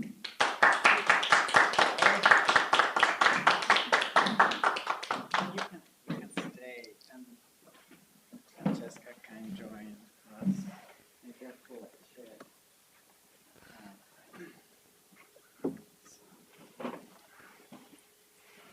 So what we can do is take questions from the audience. Be careful.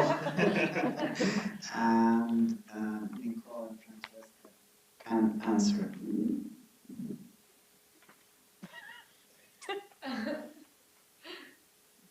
Nobody jump in too quick. I'll just start with a comment. I just want to thank you. Those were two of the most powerful voices in defense of the humanities Thank that I've heard. And we've been doing some work in the Wolf Institute, sort of defending the humanities for the current attacks. And I wish I had known about you earlier, because those were such powerful voices to include in the program. So thank you for your really clear thinking and your analysis, but also for the passion in which you were defending the humanities. Thank you. Oh, I can't For the live imagine. stream. Oh, I can't imagine. Anybody can't in like Patagonia. Again, I echo what Professor Alonso said. I thought that was terrific and a great defense. And I read that article in the Times. Yeah. So I only had two comments. First of all, the one way to respond, White was a political operative to begin with, right? So he doesn't quite equal Bertrand Russell in he's clearly going for an agenda and has a value system he wants to promote. But the new research tells us that humanities, that while if you major in the sciences or those like accounting, those other jobs, initially your salary when you leave college is higher than people who major in the social sciences.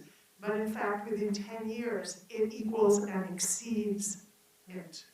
So actually the statistics that they're going by don't appear to be true. So that I just offer that as one way to do that. Because it does seem, I'm sure it does too, that this dichotomy that if you, even against Russell, philosophy major as I was, well, one would perhaps want to argue that actually there is a financial and economic value to having a social science degree. If you look at people in computer information science, there was an article in the New York Times, an op-ed piece by someone who wrote it and said, got a lot of stick for not majoring in CIS. He majored in history, Professor Napoli.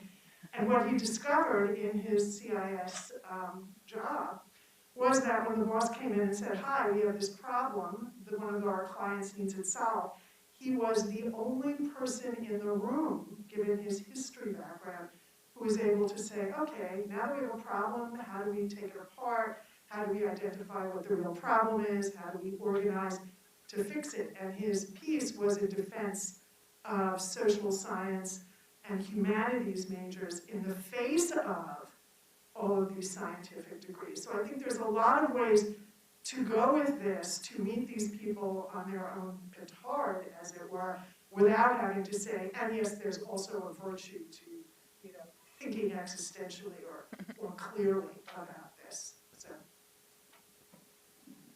Just to respond to what you're saying, I definitely agree with you. I very briefly sort of mentioned it. The Dean of Humanities at Arizona State University mentioned how liberal arts degrees really open up the field versus, STEM degrees are very narrow-minded on the career track. It's very specific, and if you're not doing that, it's not really applicable. But liberal arts degrees are so applicable to so many different fields and careers. And definitely, I completely agree with what you're saying, that even though you might not expect it to be applicable to so many things, it clearly is, and it clearly gives you a greater understanding of many different fields, and it can help benefit your career within that field. So I definitely agree.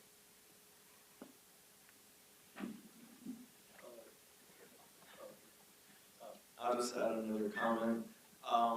I think it's always quite a shame that a lot of these political figures always put two different types of working class against each other. I feel like a lot of good can come from somebody who is studying in STEM and also studies in philosophy. People are not machines. Always trying to compute whatever problems in front of them. In the case of STEM, I feel like philosophy and a lot of the humanities major stuff, even taking an art degree, can help you find creative ways to solve very systematic problems. And yeah, I just think we should always be itching to come together as a working class and not really we should probably push out a lot of the agenda that's trying to disrupt us from coming together as a whole.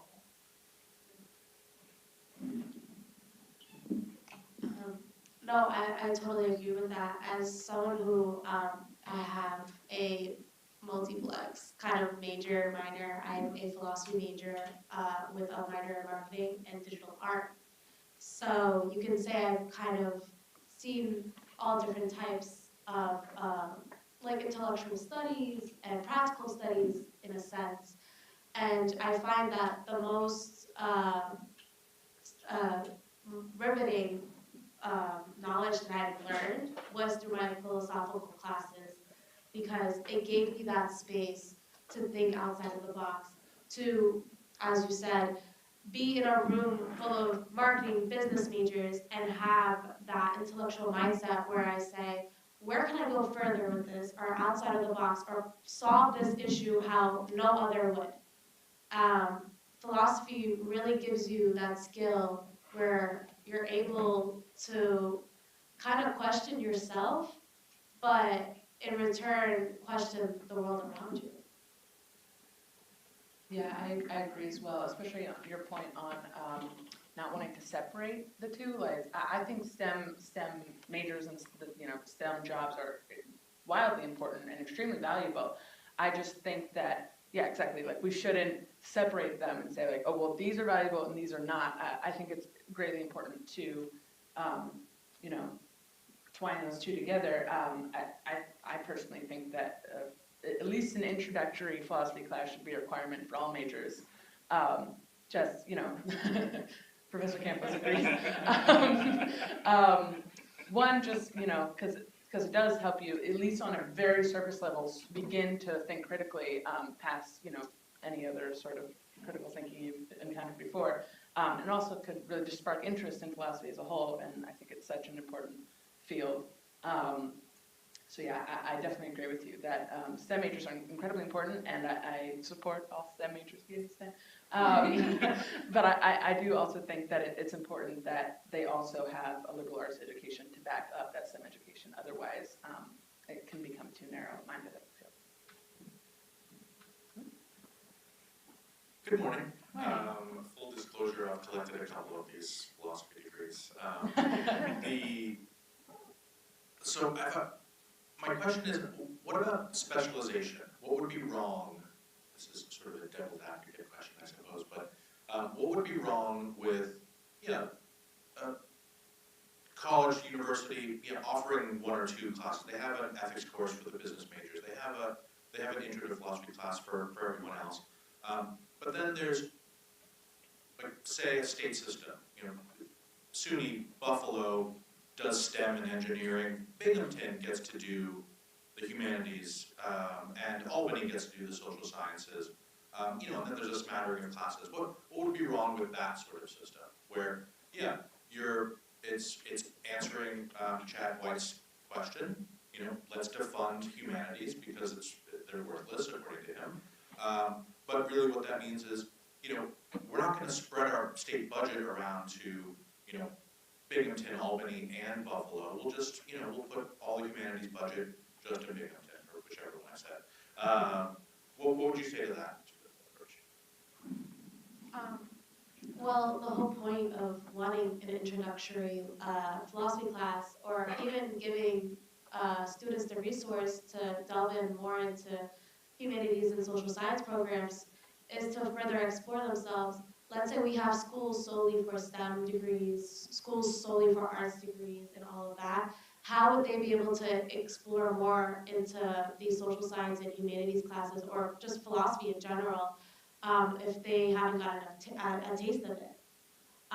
Let's say they would like an introductory course. Let's say, like you said, one of these universities, the STEM university, were to provide a philosophy introductory class, but nothing else. What if they wanted to dive in further? Then they would have to switch schools and everything.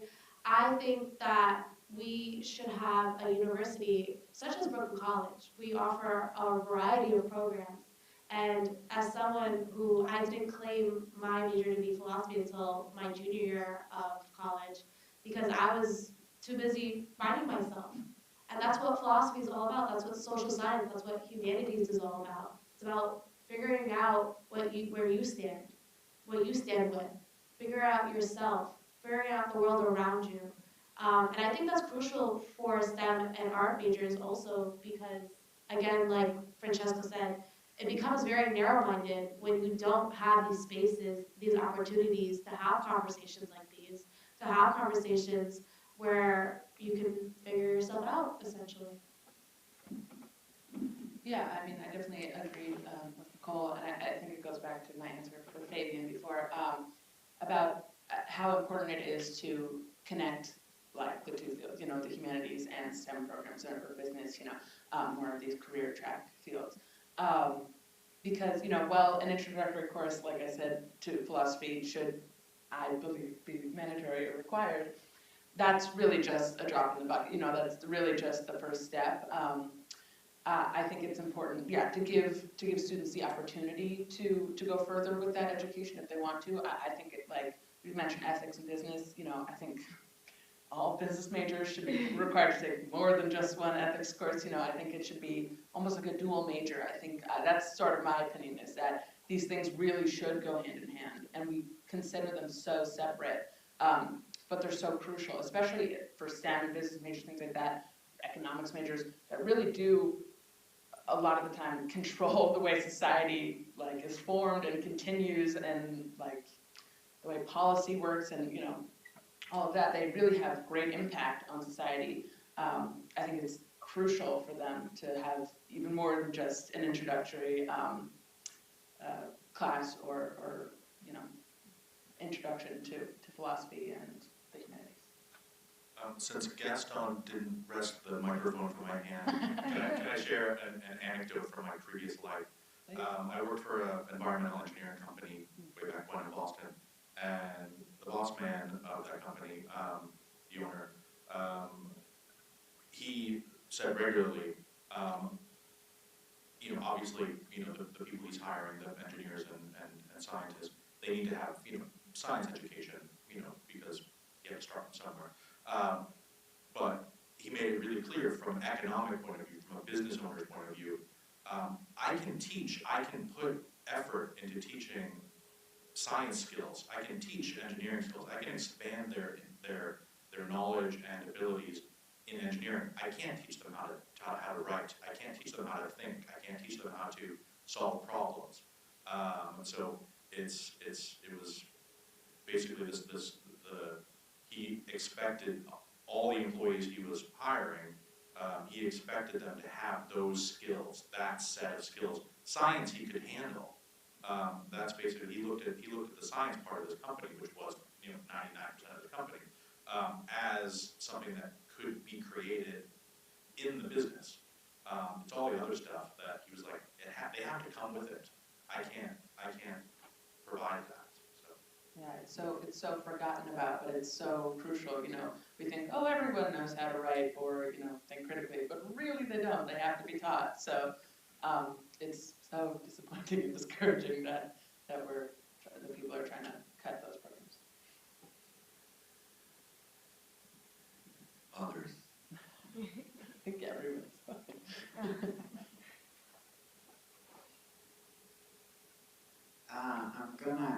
I'm gonna try to provoke here. What do you think of people like as students and independent thinkers and so on? What do you think of people like White too, who tell you that your professors tell you what to think?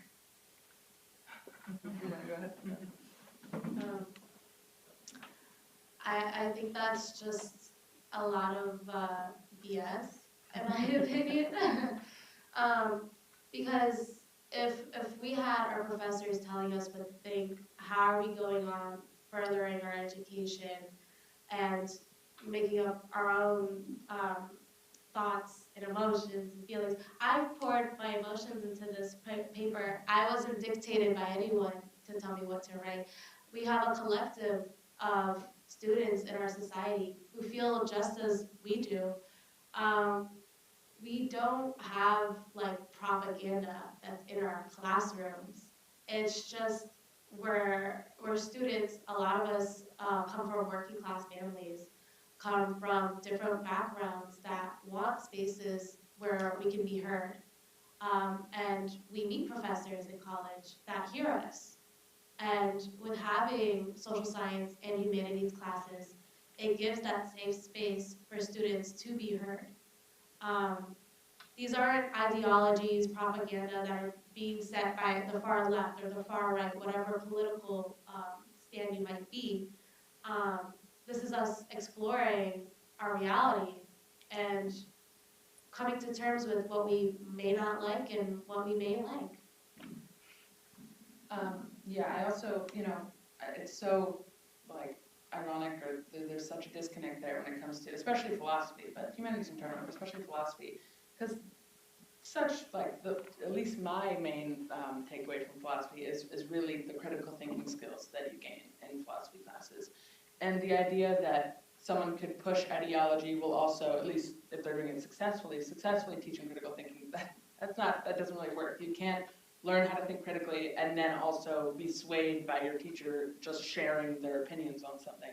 You would then think critically about the opinions that your teachers share. I mentioned in the article, or in my essay, but I think it's important for teachers to share their ideologies. I think it opens up discussion and debate. And like, I've had many professors that I deeply disagree with their ideologies, but that I push back against that, and I'm so grateful for the ability and opportunity to push back against those teachers. And I think it's incredibly ironic for Shadwhite to say, or people like Shadwhite to say that these professors are pushing their ideologies, how awful. Well, they're clearly pushing their ideologies by cutting very specific programs and courses, about race and gender theory. They're banning books in Florida and around the country. It's very clear what they're banning, what they're cutting. Well, it's subtracting those things that in the negative, you see exactly what their ideologies are. So even if I'm sure they are doing this as well, but even if they're not spewing it in the classroom directly, it's very clear. So it's ironic that he has an issue with that. It's just with the ideologies that he dislikes.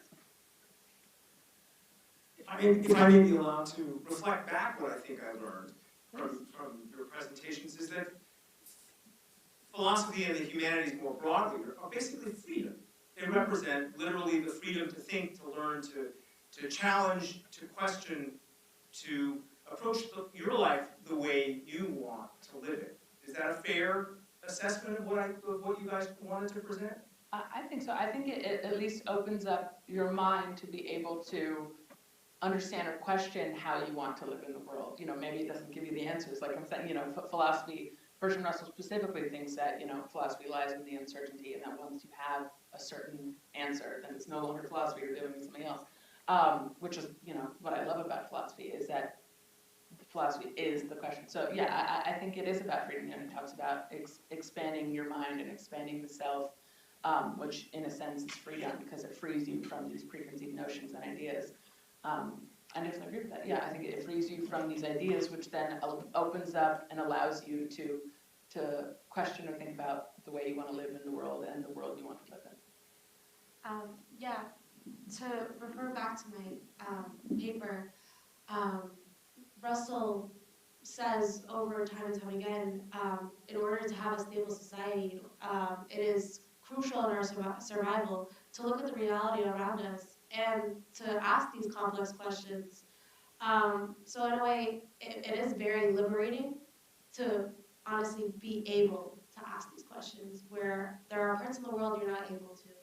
We have the freedom of speech to be here today, to have philosophy classes. Why not use our tools? I feel very liberated today, and I'm grateful to be here to talk, and I think this is just an example of what we're talking about here. Why not expand liberal arts classes, social science, humanities classes? Why not give students that freedom, again, to have those spaces? I think is very crucial for our society.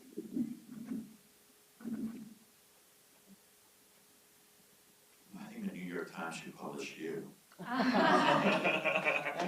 suspect maybe they won't, but I think they should publish you because of the message that you have. I thought this was higher education at its best, right? A free mind engaged with the world. So thank you so much for that. Any questions? Well, let's give them another round of applause.